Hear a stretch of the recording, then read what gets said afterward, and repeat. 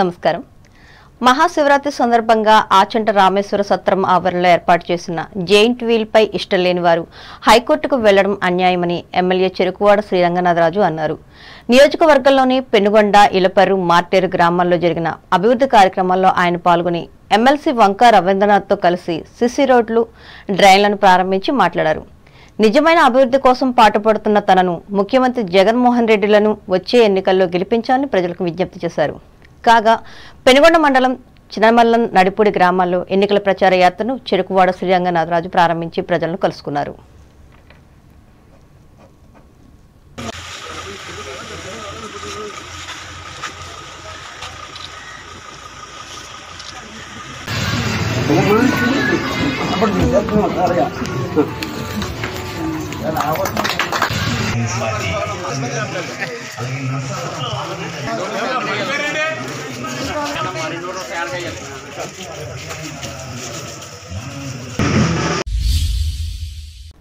భారత రాజ్యాంగంలో అత్యధిక ప్రాధాన్యతనిచ్చిన స్థానిక సంస్థల ప్రజాప్రతినిధులు వారికి సంబంధించిన సమావేశాలకు విధిగా హాజరై ప్రజా సమస్యల పరిష్కారానికి కృషి చేయాలని ఉమ్మడి పశ్చిమ గోదావరి జిల్లా స్థానిక సంస్థల నుంచి ఎన్నికైన శాసన మండలి సభ్యులు వంక రవీంద్రనాథ్ ఉద్బోధించారు.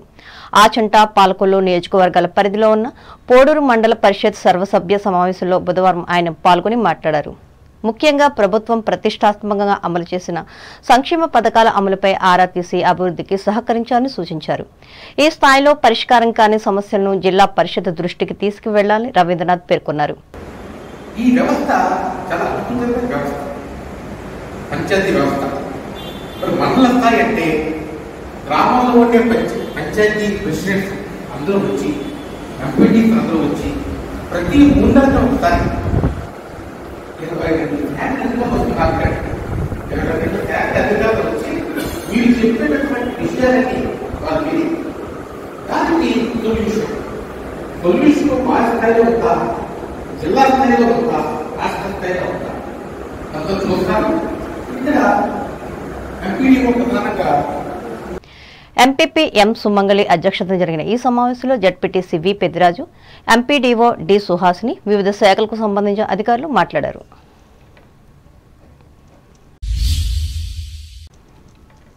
తూర్పుగోదావరి జిల్లా వార్తలు. ఎన్నికల షెడ్యూల్ ప్రకటించిన తరువాత ఓటర్ల మార్పులు చేర్పులకు సంబంధించి 7, 8 ఫామ్లను స్వీకరించడం జరగదని జిల్లా కలెక్టర్ కె మాధవిలత స్పష్టం చేశారు.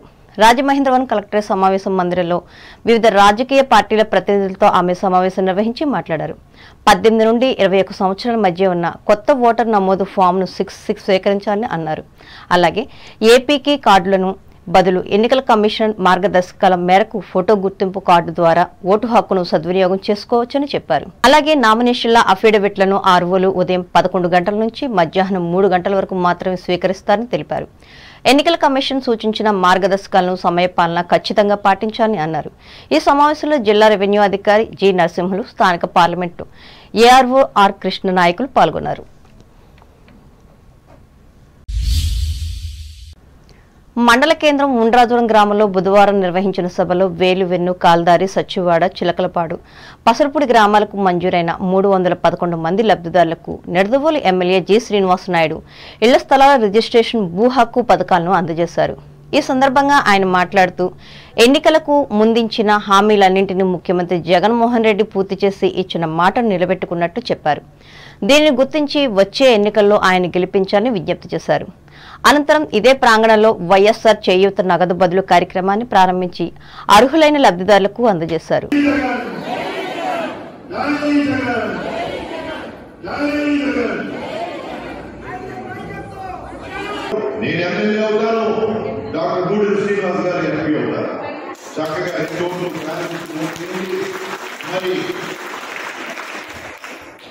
ఒకసారి రెడీ ఉన్నారు లేదా అడగమ్మా, ముఖ్యమంత్రి చేసుకుంటానికి మనంతా సిద్ధమా?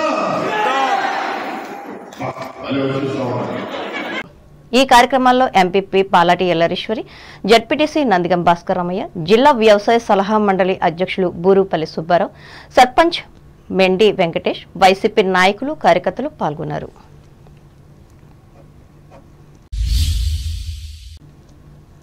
తణుకు చిట్టూరు ఇంద్రయ్య ప్రభుత్వ డిగ్రీ కళాశాలకు చెందిన జాతీయ సేవా పథకం వాలంటీర్లు ఉండ్రాజురం మండలం కె సావరం గ్రామంలో నిర్వహిస్తున్న ప్రత్యేక సేవా శిబిరంలో భాగంగా బుధవారం కూడా పలు ప్రత్యేక కార్యక్రమాలు నిర్వహించారు.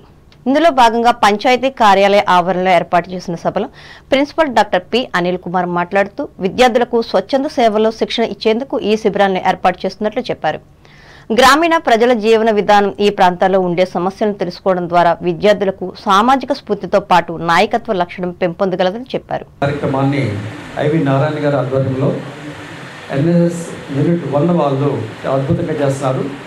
ఈరోజు కమ్యూనిటీని, స్టూడెంట్స్ని, కళాశాలని కంబైన్ చేస్తూ ఒక బృహత్తర కార్యక్రమం మీరు ఎన్ఎస్ఎస్ యూనిట్ వాళ్ళు తలపెట్టడం జరిగింది. ఈ స్పెషల్ క్యాంపులో మనం పబ్లిక్ని ఇన్వాల్వ్ చేయడం జరిగింది, అంటే విలేజెస్ని కూడా ఇన్వాల్వ్ చేయడం జరిగింది. ఇక్కడ మనకి మీకు చెప్పినట్టుగా 5 స్టెప్స్లో జరుగుతుందండి.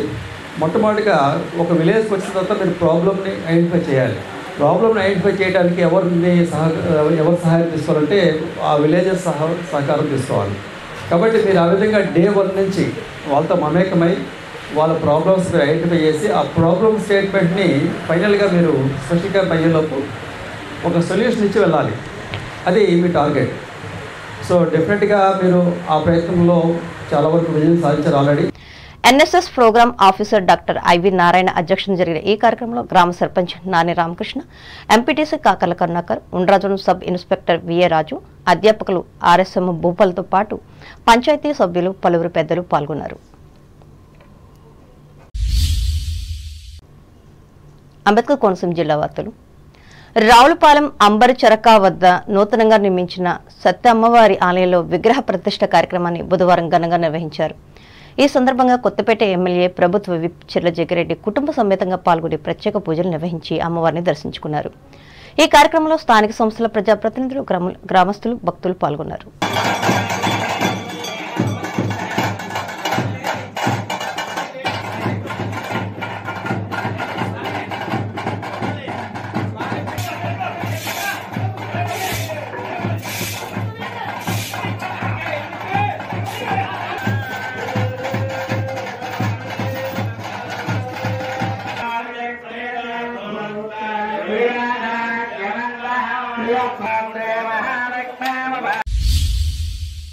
రచయిత్రి ఆతుకూరు మొల్ల జన్మదిన వేడుకలను అమలాపురం కలెక్టరేట్లో బుధవారం అధికారికంగా నిర్వహించారు.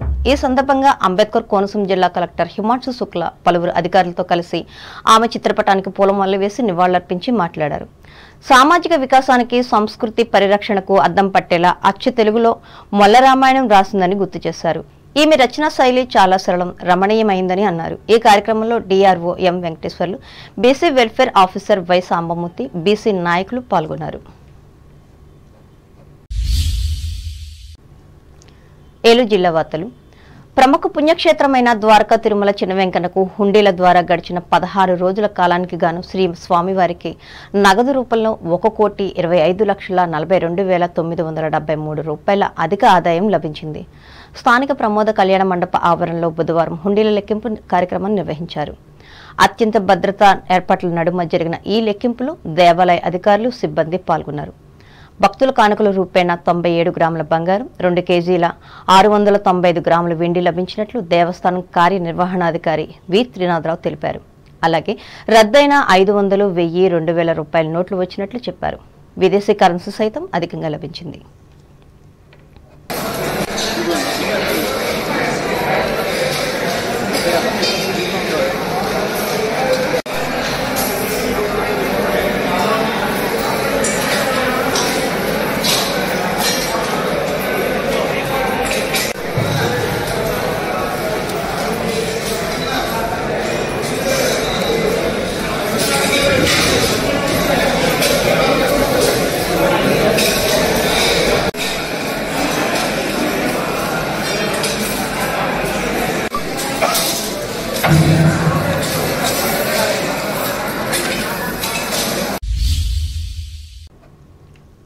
వార్తలు ముగించే ముందు ముఖ్యాంశాలు మరోసారి.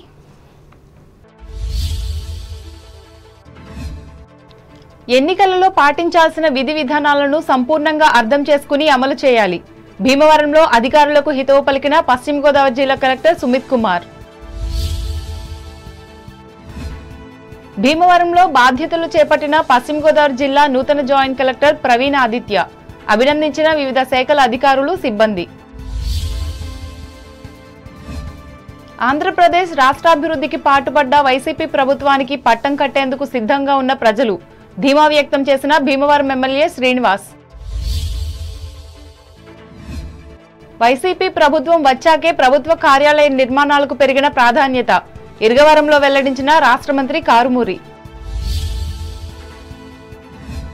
విద్యార్థుల బంగారు భవిష్యత్తుకు పునాది 10వ తరగతిలోనే తణుకు బాలికోన్నత పాఠశాలలో పేర్కొన్న సజ్జాపురం లయన్స్ క్లబ్ సీనియర్ నాయకురాలు విజయశ్రీ. పరిమితికి మించి ఎరువులు, పురుగు మందులు వాడొద్దు, తాడేపల్లిగూడెంలో రైతులకు ఉద్బోధించిన ఉప ముఖ్యమంత్రి సత్యనారాయణ. పెనుగొండ మండలంలో ఎన్నికల ప్రచారాన్ని ఆరంభించిన ఆచంట ఎమ్మెల్యే చెరుకువాడ, వెంట ఉన్న వైసీపీ నాయకులు, కార్యకర్తలు. మండల పరిషత్, పంచాయతీ సభలకు విధిగా హాజరై సమస్యలను చర్చించాలి. పోడూరు సభలో స్థానిక సంస్థల ప్రజాప్రతినిధులకు సూచించిన ఎమ్మెల్సీ రవీంద్రనాథ్. ఎన్నికల షెడ్యూల్ ప్రకటించిన తర్వాత ఓటర్ల మార్పు చేర్పుల కోసం 7-8 ఫామ్లను స్వీకరించిన అధికారులు. రాజమండ్రి కలెక్టరేట్లో స్పష్టం చేసిన తూర్పుగోదావరి జిల్లా కలెక్టర్ మాధవీలత. ఎన్నికల్లో ఇచ్చిన హామీలను నెరవేర్చిన ఘనత ముఖ్యమంత్రి జగన్మోహన్ రెడ్డిదే. ఉండ్రాజవరంలో స్పష్టం చేసిన నిడదవోలు ఎమ్మెల్యే శ్రీనివాస్ నాయుడు. రావులపాలెంలో సత్తెమ్మ ఆలయంలో విగ్రహాన్ని ప్రతిష్ఠించిన కొత్తపేట ఎమ్మెల్యే జగ్గిరెడ్డి. ద్వారకా తిరుమల చినవెంకన్న హుండీల ఆదాయం 1,25,42,000 ప్రజలకు వివరించిన ఆలయ కార్యనిర్వహణాధికారి త్రినాథరావు. ఈ వార్తలు ఇంతటి సమాప్తం. నమస్కారం.